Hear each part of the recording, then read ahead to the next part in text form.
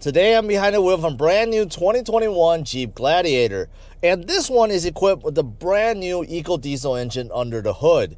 This turbo diesel produces 260 horsepower and 442 pound-feet of torque. That's a lot. And this Gladiator can achieve 24 miles per gallon combined. Not too shabby. So in this review video, I'm going to tell you everything there is to know about this brand new Gladiator. I'll also, of course, go for a drive and let you know how this EcoDiesel is on the road, so you can decide if this is the right truck for you. All right, let's get started. First, let's start out with the changes. For 2021, there are two big additions to the Jeep Gladiator. The first is the new EcoDiesel engine option. This new 3-liter turbo diesel produces 260 horsepower and 442 pound-feet of torque. And with this engine, the Gladiator can achieve 24 miles per gallon combined fuel economy. More on how this engine is during the drive. The second biggest change is the addition of the Willys trim to the Gladiator. The Willys trim brings off-road chops and ruggedness without needing to pay Rubicon prices. More on the Willys trim when I cover the trim levels and pricing at the end of this video. Starting with the outside, the Jeep Gladiator did not change for 2021 and retains the same Jeep look that we all come to recognize and love over the years. The front end is dominated by that 7-slot grille and the round headlights. This Overland that you see here is equipped with a premium LED lighting group package, which adds on LED headlights, daytime running lights, fog lights, turn signals, and tail lights. There are two tow hooks on the front bumper and tie downs on the hood. And of course, the hood clamps can be seen on both sides. Moving to the side, this Overland gets standard size steps, dark 18-inch alloy wheels with all-season tires, and this Gladiator is equipped with a painted 3-piece hardtop roof. Now moving to the back, the rear 5-foot bed features a dampened tailgate. The tailgate opens softly, and it's very easy to close. Inside, there's an optional spray and liner that you see here. There's also a bed outlet and a rail system that is part of the cargo management group package. There's a tow hook on the bumper, and this Overland is equipped with a trailer tow package. Moving to the second row, the Gladiator can be equipped with leather seats as you see here. Passengers receive a pair of vents, window controls, 4 USB ports, a household outlet, and 4 cup holders. I'm 5 feet 10 and I have about 2 to 3 inches of legroom and about 5 to 6 inches of headroom. Moving up front, this Gladiator has a modern and retro dash design, and they blend in really well. The leather wrapped steering wheel is great, the leather is very soft, and the steering wheel has a good thickness to it. Buttons on the right is for cruise control or adaptive cruise control like you see here. Buttons on the left is for phone and voice control and for scrolling the info screen inside the gauge cluster. Now moving to the gauge cluster, the info screen is nice and big in the middle, and you can see various information such as TPMS, driver assist features, fuel economy, trip computer, and more. The tachometer on the right is analog, but it does have a small screen to show you if you're in 2-wheel drive or 4-wheel drive. To the left of the steering wheel, you have some dimmer switches, light control, mirror control, and an off switch for the bed outlet. Now this Gladiator is equipped with the optional 8.4-inch Uconnect system, and it is one of the best in the industry. The screen is bright, responsive, and very high resolution. The quick navigation buttons on the bottom allow you to control various things, and you could even replace them with different apps if you choose to do so. Apple CarPlay and Android Auto are both standard. Below, you have knobs for volume, fan speed, and scrolling. There are also physical buttons to control temperature, defroster modes, heated seats, and steering wheel if equipped. There's also roll buttons to mute the audio, engine auto start stop, traction control, parking sensors, hill descent, and to shut off the screen. Now even further below, you have a 12V outlet and switches for the power windows and 2 more USB ports. By the shifter, you have your 2-wheel drive or 4-wheel drive selector. There's also a standard shifter with manual shifting. There's a handbrake, cup holders, and another USB port inside the armrest along with some storage space. Finally on top, if equipped, HomeLink buttons on the visor. Alright, I'm off. Let's see how good this brand new Gladiator is and how it drives. Well, first, of course, let's talk about this EcoDiesel engine. As soon as you start the Gladiator, you know that this is a diesel. It just sounds different. The engine has that clappy, clackly noise. I can't explain it, but you'll know. You'll know at idle and under acceleration, it has that diesel noise. And for some of you guys, you might like it better. It just sounds like it's more of a manly engine. However, Jeep did try their best to quiet this engine down. I've read that they put a lot more insulation under the hood compartment, on the firewall, to kind of mute it down. And I do think that they did a good job. Driving around town, although I could hear that turbo diesel noise, but it's very muted. It's not obnoxiously loud. So I think the noise level from the engine is acceptable. It's not the quietest engine, but it's okay.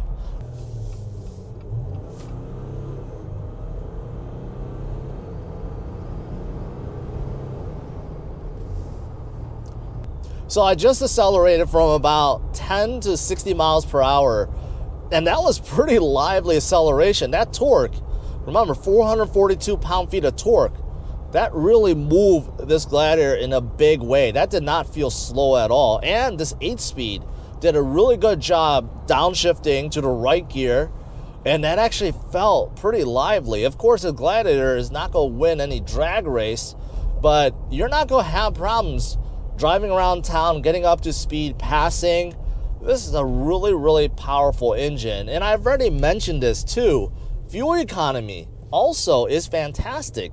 24 miles per gallon combined on this Gladiator, and that is really, really good. With that said, unfortunately, you do have to pay for it. This engine and transmission is fantastic, but you have to pay additional $6,000 for it. $4,000 for the engine, $2,000 for the transmission. So it's up to you to decide if it's worth it. But if you do, this is a fantastic combination. Now, unfortunately, this EcoDiesel also gets the engine auto start-stop functionality. So unfortunately, when you come to a stoplight, the engine will turn off, try to save gas. But who knows if it really saves anything at all. But there is a dedicated button to turn on and off, but it doesn't remember. So every time you start up the Gladiator, you have to remember to turn it off. And you might be asking, why is this so annoying? Well, when the engine turns off and it turns back on, there is a pretty drastic lag, especially with this EcoDiesel. You could hear it, you could feel it, and it's just not a good feeling, especially if you're in stop-and-go traffic and you keep waiting for it to turn on. Yeah, it's not a good feeling. And I can't imagine that this type of feature is good for the starter too. You're starting the car so much more with it. So I don't know what the longevity is with cars with the auto start-stop functionality. I wonder if it actually really wears down starters. Next up, let's talk about driving position, visibility, and cabin noise. Well, the driving position is good because you're sitting really, really high up. This Gladiator has almost 11 inches of ground clearance. You're sitting high up in the cabin too, so you get a very, very commanding view and feel of the road. You feel like you're in a full-size truck without being in a full-size truck, so that's really good. You're like looking down on people. Now, as for visibility, also quite good with one exception. The front visibility is really good. Windshield, because of how vertical it is, you get a big field of vision, so it's good. I can see well past the hood. Also, side visibility is good. The door panels are actually quite low, so side visibility also good. Rear visibility good too. I can see out back, no problem. The one exception I talked about is the blind spot. That C-pillar is actually really, really thick, so it does block the blind spot quite a bit. This one that I'm driving is equipped with blind spot monitoring and rear cross traffic alert. Unfortunately, it's an optional package that is not standard, but visibility overall is pretty good, and same thing with the driving position. Now, as for noise level, that's where this Gladiator really doesn't shine. I think most people buying a Jeep, doesn't matter if it's Wrangler or Gladiator, they kind of accept the fact that it's going to be louder because you have removable, roof and removable doors, right? So there's going to be gaps, and it's not going to be as silent as a normal truck or SUV. Today is a fairly windy day, but once you get up to speed above 50 miles per hour, that's when you can really hear it. The wind really comes through the doors. I do hear that quite a bit. But when it's like, not as windy, it's pretty good. But when it gets windy, that's when you notice it. Like the wind really creeps in, right? There's just gaps that wind could creep in. And yeah, so noise level isn't the greatest in here. Now, as for steering, okay. I'm really in love with the steering wheel. The steering wheel is basically perfect in my opinion. The leather feels so soft. It's the right thickness, and it's a really, really nice feeling steering wheel. So I love the steering wheel. As for the steering feel itself, it's kind of loose. Like the steering wheel has plenty of play. As you can see here, there's a lot of play in the steering wheel with no input in the Gladiator.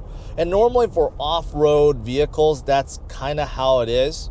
I remember when I test drove a 2020 Gladiator Rubicon last year, that was so loose that I felt like something was actually wrong with that truck.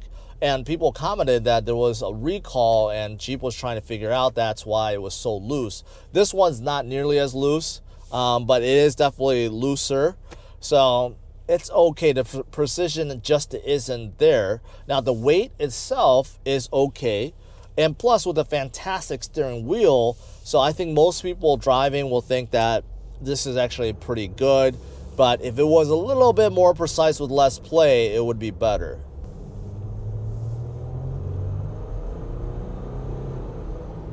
Yeah, anytime you put your foot down, you want to accelerate, you get gobs of torque that just kicks in really, really fast. It actually makes this Gladiator quite fun to drive because of it. As for suspension, actually okay.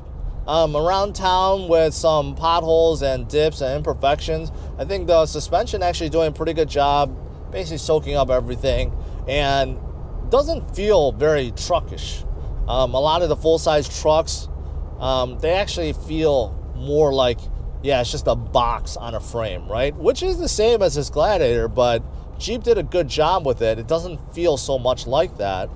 However, when you're taking bends and curves, there's a ton of body roll. There's a ton, so you just have to get used to that. This is not meant to carve corners by any means. However, around town, quite comfortable. Now, what's really, really, really comfortable up here are these seats. They're fantastic seats. These are optional leather seats, but they're really, really comfortable. The bottom cushion, very comfortable, nice and wide. It's not aggressive. They're not sports seats, yet the back bolsters is still holding me in. I'm not feeling I'm sliding around too much. I really like these seats. These are very, very comfortable. The one downside is there's no power function. All right, so driver's seat, no power function, everything is manual. Same thing with the passenger. Now, people argue that Jeep did that on purpose because there's the expectation that waters will get in, right? That you may want to wash the interior out, but on this trim, that's just not the case. There's a lot more electronic in here. For example, you have heated seats, right? So there are electronics in here, and no one is going to be washing this down when it's full of leather, right? So I don't agree with that. I do feel like when you're in a car, SUV, or truck that is in the 40s, 50s, $60,000, you should have power seats, and you don't have it. Now, the seats in the second row, I will say, is also fairly comfortable. Not as comfortable as these, but they're pretty comfortable. And this one, of course, is covered in leather because that's part of the leather seat package. Now, even though the back isn't that spacious, I think Jeep did a good job to give you a lot of utility. For example, the seat backs do fold down and there's more storage behind the seats. You wouldn't figure, but there is storage space behind there, so that's nice. Also, the bottom cushion folds up, and in this Gladiator, this is equipped with a lockable storage underneath. So you do see there's a heavy duty box that you can put whatever in there, and it's lockable. And there's also a little box there too to store all your screws in case you remove the doors or the windshield or whatever. You can also store it in there too. So a lot of utility in the second row. I like that. One thing I just don't get about trucks, especially with the American manufacturers, is that really ugly antenna. So as you can see on the side there's a flimsy antenna on the side and just flapping away. And again, that just doesn't make any sense on a truck that is $60,000. The brakes are good, pretty linear feel, and the Gladiator stops when you expect it to. The pedal is not mushy or stiff, so the brakes are good. Now, if you opt for the 3-piece hardtop, this is actually pretty cool. First of all, you could choose painted or unpainted. This one is painted, but there's like a few little like switches in here that you basically unhook, and this whole thing just pops out. So to remove the front two, very, very easy. Now you can remove the back too, but you do need someone to help you because it's big and cumbersome. But the front can be removed really, really easy, and I like it. I like the look better than a soft top, but that's just a personal preference for me, and I do like it painted versus just black. Now, because this is a Jeep and it's trail rated, there's a lot of stuff that you get that's not really optimal for, you know, normal driving, but it's really, really nice to have when you go off-road. For example, the live axle setup, right? Dana 44 front and back, really beefy axles, really nice. Of course, you get that ground clearance, breakover clearance, departure angle, all those stuff.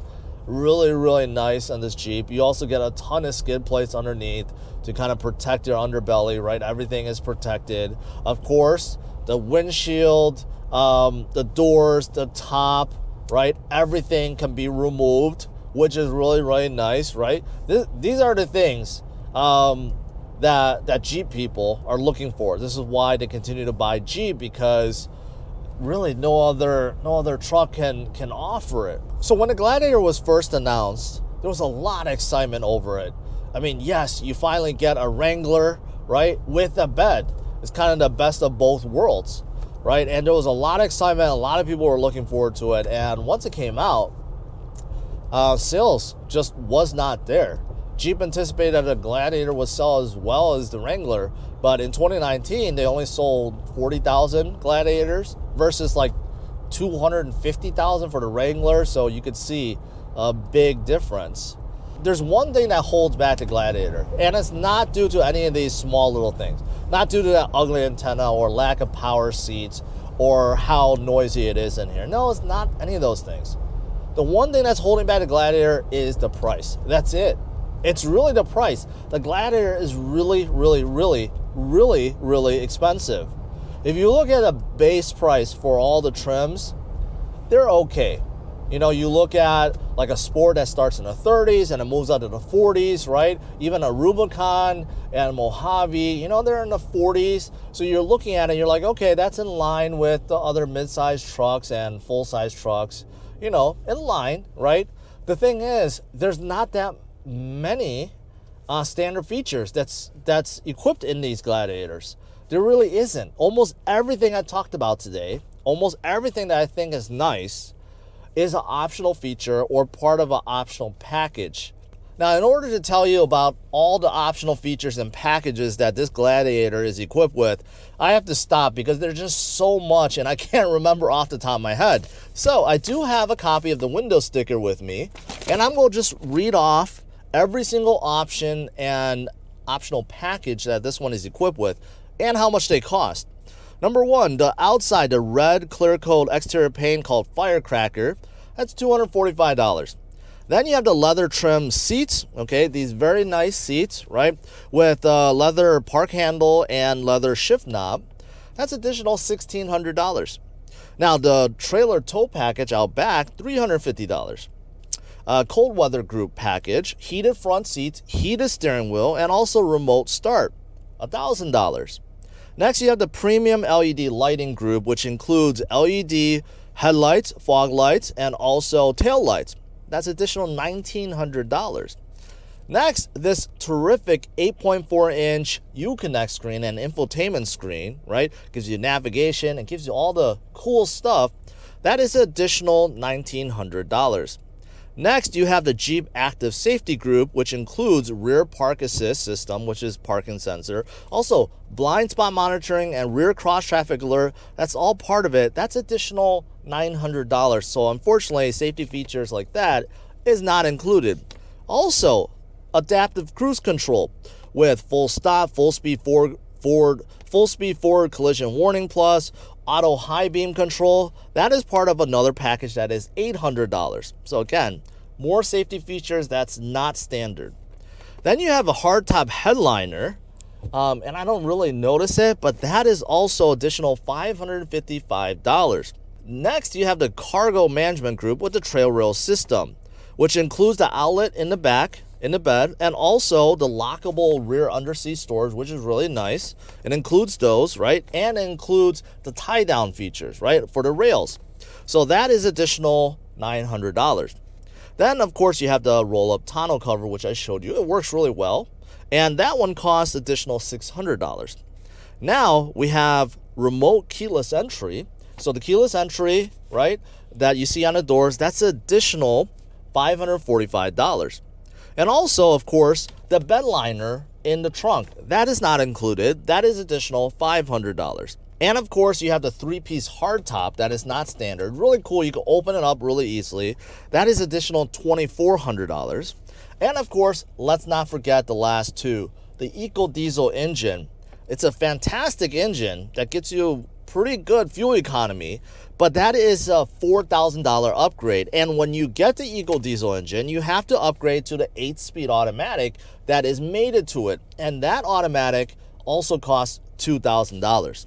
So as you can see, there's a lot of optional features and packages that this Gladiator is equipped with. So the base price of this Overland Gladiator is $40,395. So that's already up there, right? Over $40,000. But with everything that I just talked about and added on, the grand total price is now $61,435. That's including the destination charge of $1,500 that almost every car you have to tack on. So roughly, you're looking at additional $20,000 worth of optional features on this Gladiator. So that's what I'm talking about. There's not a whole lot of standard features on this Gladiator. Pretty much every single thing that is pretty nice that you think would be a standard feature is not. It's optional. As for trim levels, there are 9 different trim levels to the Jeep Gladiator. The base is Sport and it starts out around $33,500. Willys is a brand new trim and it's an add-on for both the Sport and the Sport S. Willys add on unique 17-inch wheels with 32-inch mud terrain tires. There's also a blacked out grille, rock sliders from the Rubicon, and a locking rear differential. So after the Willys, then you have the 80th anniversary, and then you have the Overland, and that's the one I'm driving today, which starts out around $40,640. But like I've shown you, most things inside this Overland is an optional feature, so the final price after all the features are included is over $61,000. Next, you have the very off-road capable Rubicon with its electronic sway bar disconnect, big 33-inch all-terrain tires, a different 4-wheel drive setup. Next, you have the Mojave, which is meant for desert racing. The shocks are bigger and specifically tuned for the desert. The Mojave is also taller by 1 inch. There's a different hood and decals, and the tires are also different. Lastly, you have the High Altitude, which starts around $52,000. The wheels are 20-inch gloss black wheels, with most of the exterior pieces, including the bumpers, they're fully painted. Inside, there's also Nappa quilted leather, and a lot of optional features are standard. To conclude, the 2021 Jeep Gladiator is a very off-road capable mid-sized truck that can be quite comfortable around town. The long wheelbase, along with the soft off-road suspension and well-cushioned seats, make the Gladiator very comfortable to drive. The Uconnect infotainment system, along with the audio system, is fantastic, and so is the steering wheel. The EcoDiesel engine makes driving fun in the Gladiator and provides plenty of grunt, and the 8-speed is also well tuned. No other truck on the market allows you to take off the doors, roof, or windshield.